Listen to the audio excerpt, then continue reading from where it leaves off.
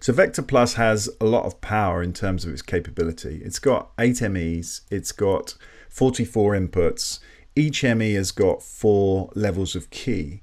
So it gives you the ability to set up a really complex show. But what a lot of people don't know is there's this setting down here called this Express. Now, this means that if you're doing a more simple show, or if you've got an operator coming in who's not as familiar with Vision Mixers, you can get them to just do this very simple cutting on the bus using these buttons. You can change this to a crossfade, or change any of the effects here. I've only got 2 layers of key here, so I can bring on key 1 and key 2.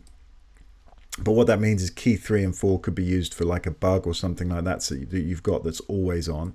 So you've basically set up the show for them, and then this provides them with a very easy way of controlling. I can come in here quite easily and just change the effects that I want in terms of the fly in, etc. So the DVE will fly in like that. So it's fairly easy to set up effects and to change effects. It's simple and easy to cut and to do a show using this Express mode.